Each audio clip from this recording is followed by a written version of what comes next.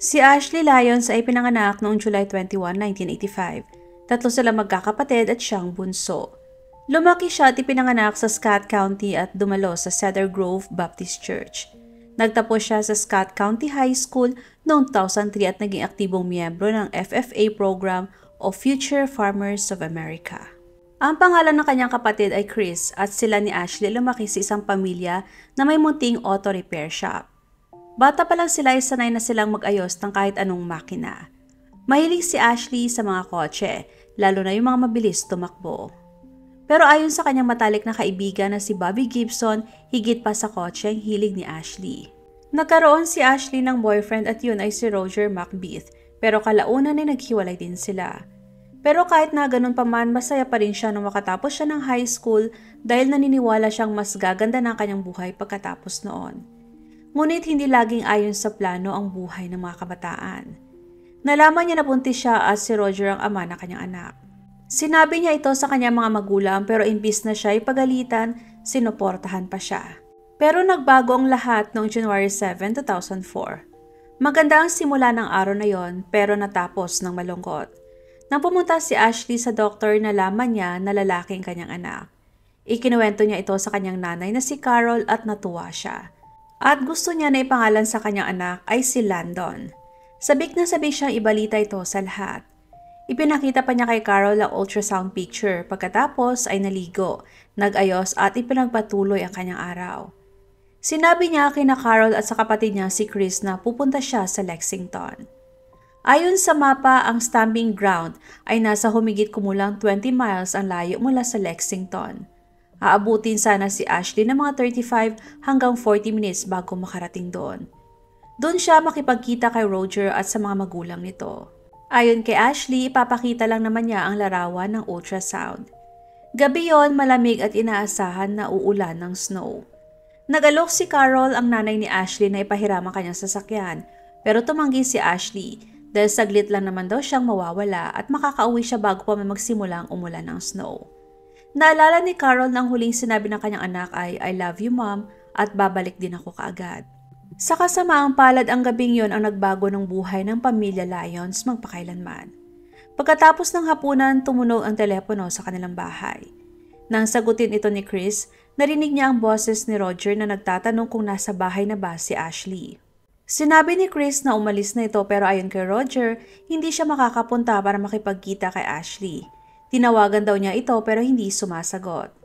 Inakala ni Chris na baka pumunta si Ashley sa isang restaurant at naiwan ang telepono sa kanyang kotse. Hindi na makontak si Ashley. Hindi siya sumasagot sa telepono kahit ilang ulit siyang tinatawagan ng kanyang ina. Alas 8 na ng gabi pero wala pa rin siya sa bahay kahit na sabi niya ay sandali lang siyang mawawala. Bandang alas 9 ng gabi tumawag si Carol sa nanay ni Roger para sabihin na hindi pa umuwi si Ashley mula sa pakikipagkita nito sa restaurant. Laking gulat at kaba ni Carol nang sabihin ng nanay ni Roger na hindi nila nakita si Ashley ng araw na yon dahil nakansela ang pagkikita. Nagulat at natakot si Carol sa narinig. Nasaan ang anak niya kung wala ito sa restaurant? Bukod pa ron, hindi rin sinasagot ni Ashley ang kanyang cellphone, kaya lalo siyang kinabahan. Ang dami niyang iniisip habang sinusubukang hanapin si Ashley at siguraduhin na ayos lang ito. Bandang alas 10 ng gabi nagpasya sina Chris at ang kanilang ama na hindi na sila pwedeng maghintay pa. Kaya lumabas sila para hanapin si Ashley. Alam nila ang lugar kung saan dapat sana'y magkikita sina Roger at ang mga magulang nito at si Ashley. Hindi nila nakita ang kotse ni Ashley nang makarating sila roon. Matagal nilang hinanap si Ashley pero hindi nila siya makita. Dumaan pa si Chris sa Scott County Park dahil alam niyang gusto ni Ashley doon. Lagi kasi siya nagpapakain ng mga pato doon at kapag kasama niya si Roger, madalas din silang pumupunta roon. Makikita sa mapa na ang stamping ground ay nasa 10 miles ang layo mula sa Scott County Park. Habang paikot nilang tinitignan ang lugar, may nakita silang kotse na kamukha ng kay Ashley. Naka-on ang ilaw at gumagalaw ang sasakyan. Nang makalapit sila, doon nila nakita na yun nga ang kotse ni Ashley. Mahirap maisip kung ano naramdaman nila ng mga oras na yon. Dali-daling lumapit si Chris at nakita niyang nakababa ang bintana sa gilid ng driver. Si Ashley nakaupo na nakaharap sa unahan, nakayuko ang ulo. Naka-seatbelt pa siya pero hindi gumagalaw. Inalog siya ni Chris habang binubuksan ang pinto at umaasang natutulog lang ito. Pero nang makita niya ang kanyang kamay, may dugo na pala. Agad siyang tumawag sa 911. Ngunit nang tumawag si Chris, patay na si Ashley at hindi na siya nailigtas pa ng mga doktor. Hindi nagtagal, natanggap ng kanyang ina ang pinakamasamang balita sa kanyang buhay. Hating gabi na at malamig ang panahon kaya nakakapagtaka na nakababa ang bintana ng kotse. Ang posisyon ni Ashley habang nakaupo ay nagpapakita na hindi siya nagtangkang tumakas o ipagtanggol ang sarili. Nang pagsamasamahin ng mga pulis ang mga detalye, napagpasya nilang kilala ni Ashley ang bumaril sa kanya. Naka-on ang heater sa loob ng kotse dahil malamig. Kaya nang lapitan siya ng isang taong kilala niya, ibinaba niya ang bintana sa gilid. Ang bumaril ay nakatayo mismo sa tabi ng pinto ng driver. Dahil nasa loob pa ng kotse ang kanyang bag, pitaka at cellphone, mabilis na tinanggal ng mga pulis ang posibilidad na siya ay biktima ng pagnanakaw. Sa loob ng kotse nakita rin ang mga larawan mula sa ultrasound at tila iyon ang tinitignan ni Ashley sa kanyang huling mga sandali. 5 buwan na siyang buntis, kaya nang patayin siya ng salarin, pinatay rin ito ang kanyang anak na si Landon. Wala pang ganitong klaseng krimen na naranasan ang Scott County noon. Kaya naman hiling ng mga tao doon na hanapin kaagad ng mga pulis ang pumatay sa 2 buhay. Sinabi ng mga magulang ni Ashley sa mga pulis na makikipagkita sana siya kay Roger, ang ama ng kanyang anak, noong araw na siya ay namatay. Labis na nalungkot si Roger sa pagkamatay ni na Ashley at ng kanilang magiging anak nang kausapin siya ng mga pulis. Inamin ni Roger na nagkaroon sila ng maganda at hindi magandang pagsasama, pero nung malaman ni Ashley na buntis siya, hiwalay na silang dalawa. Umiiyak si Roger habang kinakausap ang mga pulis. Hindi raw niya alam kung sinong pumatay sa kanyang dating kasintahan at sa kanilang magiging anak. Dinala siya ng mga pulis para kausapin at tanungin. Tinanong siya tungkol sa mga pangyayari bago mamatay si Ashley. Sinabi ni Roger na dapat ay magkikita sila sa isang restaurant pero nakansela ito dahil may iba pa siyang kailangang gawin. Sinubukan ni Roger na tawagan si Ashley para sabihing huwag na siyang pumunta sa Lexington pero hindi ito sumagot. Hindi niya sinagot ang unang 2 tawag ni Roger. Dahil dito tumawag si Roger sa bahay nila at si Chris ang sumagot. Ayon kay Roger, sinabi niya kay Ashley na tawagan siya pag uwi nito. Tugma ang kwento ni Roger sa sinabi ni Chris sa pulis tungkol sa gagawin ng kapatid niya nung gabing yon. Nang marinig ni Carol na tinanong ng mga pulis si Roger, hindi siya naniniwalang may kinalaman nito sa krimen. Dahil mabait daw si Roger ayon kay Carol at magandang samahan ng kanilang pamilya. Lagi raw tumutulong si Roger magligpit ng mesa pagkatapos ng hapunan sa bahay nila. Wala nag-isip na si Roger ang pumatay kina Ashley at Landon dahil maayos ang pakikitungo niya kay Chris at madalas siyang nasa bahay nila nung magkasama pa sila ni Ashley.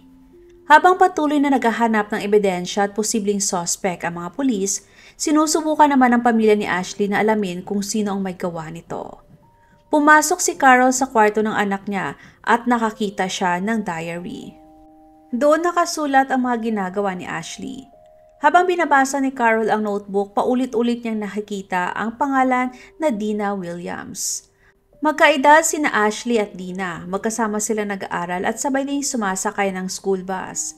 Naaawa si Ashley kay Dina dahil paulit-ulit daw ang damit nito at galing sa mahirap na pamilya. May mga chismis din na sinasaktan at pinapalo siya ng mga magulang.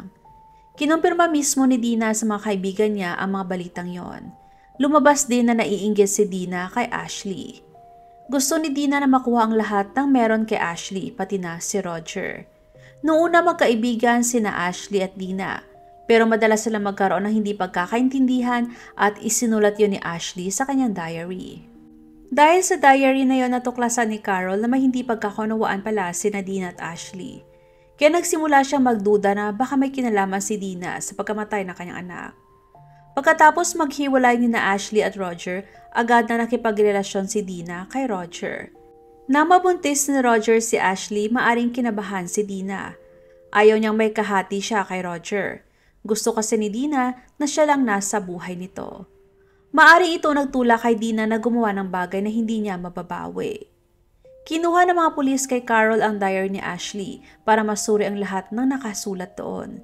Sigurado si Carol na sa mga pahinang yon matatagpuan ang palatandaang makakatulong para malaman kung sino pumatay kay Ashley. Habang binabasa ng mga pulis ang diary, naging interesado sila sa paraan na pagkukwento ni Ashley tungkol sa pagkakaibigan nila ni Dina. Kaya dinala si Dina sa estasyon ng mga pulis. Itinanggi niya na may kinalaman siya sa nangyari kay Ashley. Nagtatrabaho si Dina sa bangko at sinabi niyang malabo siyang maging sangkot sa krimen dahil may office party sila nung gabing yon. Ito ang naging alibay niya. Hindi rin itinago ni Dina sa mga pulis ang totoong nararamdaman niya tungkol kay Ashley. Lalo pang lumala ang sitwasyon dahil buntis si Ashley.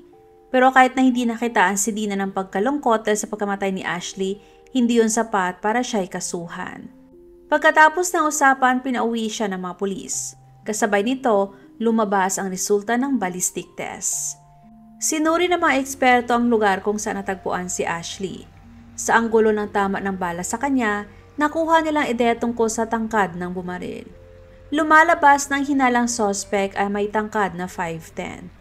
Dahil si Dina ay 5'5" lamang, malabong siyang bumaril kay Ashley.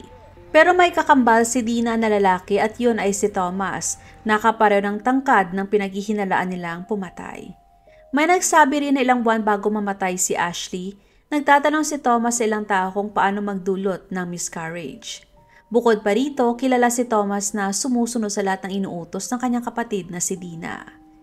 Dahil dito nagsimula ang pagtuunan ng pansin ng mga investigador si Thomas. Itinanggi ni Thomas ang lahat ng paratang laban sa kanya at dahil walang ebidensya na nag-uugnay sa kanya sa krimen, pinalaya siya. Samantala ang publiko naman ay nakiramay sa pamilya ni Ashley habang iniipon pa ng mga pulis ang lahat ng ebidensya para mahuli ang salarin. Naglagay sila ng mga bulaklak, stuffed toys at kandila bilang pansamantalang monumento. Ang unang krus ay may pangalan ni Ashley at ang pangalawa naman ay kay Landon. Habang naghahanap pa ng bagong ebidensya ang mga pulis, naghahanda naman ang pamilya ni Ashley para sa libing. Mahirap isipin ang pinagdaanan nila dahil dalawang mahal sa buhay ang nawala ng sabay.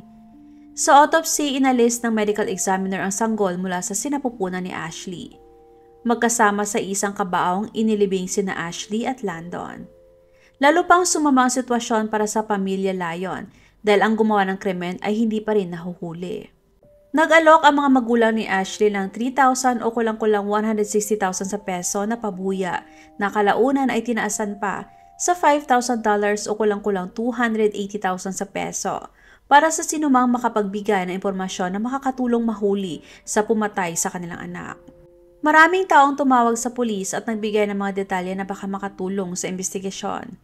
Makalipas ang ilang araw, nakatanggap sila ng tawag mula sa isang babae na ang bahay ay may tanaw sa park kung saan binaril si Ashley. Sinabi ng babae na parang nakita niya ang kriminal na nakatayo sa gilid ng sasakyan ni Ashley. Ayon sa kanya, may tumalon sa bakod at tumakbo palabas ng park. Pagdating doon, nakita niyang tumakbo ang taong yon papunta sa isang pulang pickup truck na nakaandar na at sumakay sa passenger seat. Pagkatapos nito, mabilis na umalis ang truck. Kung totoo ngang may kinalaman ang taong nakita niya sa pagkamatay ni Ashley, ibig sabihin kailangang hanapin ng mga pulis ang hindi bababa sa dalawang mga katao. Sa huli, posibleng pati ang nagmamaneho ng pulang pickup truck ay sangkot din sa krimen. Nang marinig ang tungkol sa pulang pickup truck, agad na may naisip ang mga nakakilala kay Ashley kung kanino yon. Kay Roger, ang dati niyang nobyo at ama ng kanyang magiging anak. Agad na kinuha ng mga pulis ang truck ni Roger at sinuri itong mabuti, pero wala silang nakitang ebidensya sa loob. Tumanggi rin si Roger na makipag-usap sa mga pulis at wala ring matibay na patunay na may ginawa siyang masama. Pero dahil alam ng mga pulis na hindi bababa sa dalawang taong sangkot, nagkaroon sila ng malinaw na konklusyon. Sino ba ang may ayaw kay Ashley? Sinong hindi natuwa nung malaman na buntis siya? At sinong matutuwa kung mawawala si Ashley? Hindi lang si Roger ang posibleng may dahilan, pati rin si Dina. Dahil dito, pinili ng mga pulis na muling kausapin si Dina at ang kapatid niyang si Thomas. Una nilang tinanong si Thomas. Noong una ay itinanggi niya ang lahat sa mga pulis, pero na marinig niya na may nakakita sa pickup truck ni Roger sa lugar ng krimen, nagsimula na siyang magsalita. Agad niyang sinabi na si Roger ang bumaril kay Ashley. Nang tanungin siya kung alam niya kung sinong gumawa, umamin si Thomas. Nakipagsundo siya sa mga investigador para magaan ang magiging parusa sa kanya. Inamin niya na siyang nagbigay ng baril kay Roger at si Roger mismo ang bumaril kay Ashley. Matagal bago nahanap ng mga pulis ang ginamit na baril pero nagbunga rin ng 6 na oras na pagsisid. Pinatunayan ng ballistic test na ang baril na nakuha ng mga pulis ang siyang ginamit sa krimen. Alam ng mga pulis na hindi si Dina bumaril kay Ashley dahil hindi tugma ang kanyang tangkad sa tangkad ng salarin. Pero nang tanungin ulit siya, umamin si Dina na siya naging getaway driver nung gabi na ginawa ni Roger ang krimen. Nahuli ng mga pulis na Roger, Dina at ang kakambal nitong si Thomas at malinaw na ayaw ni Roger na ituloy ni Ashley ang pagbubuntis. Pero masaya si Ashley at gusto niyang magkaanak at suportado siya ng kanyang pamilya sa desisyon niya. Kaya naman nakaisip si Roger ng isang masamang plano. Inaya niya si Ashley na magkita sila kasama ang mga magulang niya sa isang restaurant para lamang mapasama ito sa pagpunta sa Scott County Park. Dumating si Roger sa lugar na may dalang baril matapos siyang ihatid doon ni Dina. Pagkakita ni Ashley sa ama ng kanyang anak, ibinaba niya ang bintana at inilabas mula sa bag ang ultrasound pictures. Hindi niya inakalang babarilin siya nito. 3 beses pinaputok ni Roger ang baril at pinatay si Ashley pati na rin ang sariling anak. Pagkatapos mabilis siyang umalis sa park, sumakay sa truck at sinabihan si Dina na umarangkada. Huminto sila at itinapon ang baril sa ilog para maitago ang ebidensya. Nagulat at nabigla ang mga tao sa stamping ground nang malaman kung sino may gawa ng krimen. Walang nakakakilala kay Roger ang makapaniwalang kaya niyang gumawa ng ganong kalupit na bagay. Mas nakakatakot pa dahil hindi lang siyang sangkot, may iba pang kasabwat. Itinanggi ni Roger na siya ay guilty pero nagkaroon ng pagkakamali ang mga otoridad habang inihahanda ang paglilitis laban kay Roger at ito ang nakaapekto sa resulta ng kaso. Si Thomas naman ay hinatulan ng korte ng 7 years na pagkakakulong dahil sa kanya naging papel sa krimen. Inamin ni Thomas sa plea deal na tumanggap siya ng $11,000 o kulang-kulang na 600,000 peso mula kay Roger para saktan si Ashley sa paraang magiging sanhi ng kanyang miscarriage. Hindi natuloy ang plano kaya pumayag si Thomas na ibigay kay Roger ang baril na ginamit sa pagpatay. Ayon sa court records, umamin din si Dina noong 2005 bilang bahagi ng kasunduan. Sinabi ng mga piskal na dapat ay makulong si Dina ng kabuuang 20 years. Maring siyang maging eligible para sa parol matapos ng 17 years o 85% na kanyang sentensya. Maraming taong nakahandang tumistigo laban kay Dina sa korte. Sinabi nila na sinabi mismo ni Dina na gusto niyang mamatay si Ashley. Nakipagplano siya kay Roger para lasunin si Ashley at nag-alok pa ng $1,000 o kulang-kulang na 50,000 sa peso sa iba para bugbugin si Ashley hanggang sa siya ay makunan. Ayon sa court record, sinabi ng mga piskal na gumawa pa ng mas marahas na plano sina Dina at Roger, ngunit hindi ito gumana. Inamin ni Dina na sinabi sa kanya ng kanyang lawyer na si Rodney Barnes na malamang ay mapapatunayan pa rin siya ng hurado na guilty. Sugatan ako at natatakot dahil umamin ako sa isang bagay na hindi ko naman ginawa, ayon kay Dina. Ayon sa kanya, hindi totoo na siyang naghatid kay Roger sa park nung gabing pinatay si Ashley para makita nitong ultrasound picture ng kanilang anak. Pero inamin niyang nagmaneho sila sa paligid ng Colony neighborhood habang magkasama sina Roger at Ashley at bumalik lang siya para sunduin si Roger. Habang nagmamaneho umano siya, nakarinig siya ng 3 putok ng baril pero hindi niya alam kung ano yon. Tungkol kay Roger, sinabi ni Dina na isinama lang siya sa plano nito at hindi niya alam. Sinabi ni Dina na pagkatapos ay kinuha ni Roger ang telepono at tinawagan si Ashley. Sinabi raw nito na mahal niya si Ashley at humihingi siya ng tawad dahil hindi sila nagkita sa park. Ipinarinig ang mensaheng ito sa harap ng hurado sa paglilitis kay Roger. Ayon kay Dina, hindi kailanman sinabi ni Roger sa kanya na patay na si Ashley nang umalis sila sa park.